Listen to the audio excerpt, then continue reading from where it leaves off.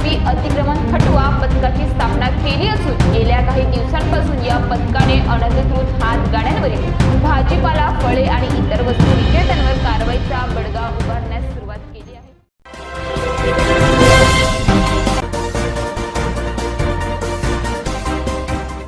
पालघर शहरानजीकच्या रस्त्यांवर वाढलेल्या अनधिकृत हातगाड्या आणि अतिक्रमणांमुळे निर्माण झालेल्या समस्यांवर गेल्या काही महिन्यांपासून नगर परिषदेकडून कारवाई सुरू आहे।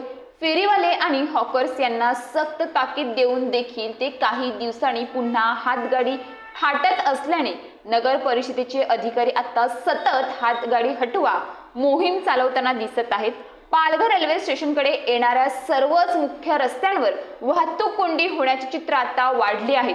हातगाड्या हॉकर्समुळे रस्ता अरुंद झाला आहे। रस्त्यावरील अनधिकृत अतिक्रमण दूर करण्याच्या दृष्टीने नगर परिषदेने कायमस्वरूपी अतिक्रमण हटवा पथकाची स्थापना केली असून गेल्या काही दिवसांपासून या पथकाने अनधिकृत हातगाड्यांवरील भाजीपाला, फळे आणि इतर वस्तू विक्रेत्यांवर कारवाईचा बडगा उगारण्यास सुरुवात केली आहे।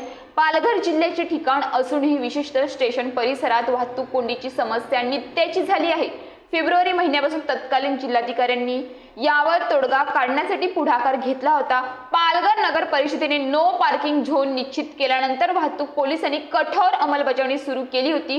तसेच नगर परिषदेने वाहतूक पोलिसांना जामर दिले होते। त्यावेळी रस्त्याच्या कडेला बसणाऱ्या विक्रेत्यांविरुद्ध ही कारवाई सुरू झाली होती, मात्र ती नंतर थंडावली होती। आता पुन्हा एकदा या कारवाईला गती मिळाली आहे। नगर परिषदेने पोलिसांकडून वेळोवेळी बंदोबस्त मिळाल्यास ही कारवाई अशीच सुरू ठेवण्याची ग्वाही दिली आहे। पालघर नगर परिषदेचे नवनियुक्त मुख्याधिकारी नानासाहेब कामठे यांनी ही कोंडी फोडण्यासाठी पुढाकार घेतला आहे। त्यांनी अतिक्रमण पथकाची कायमस्वरूपी व्यवस्था केली आहे।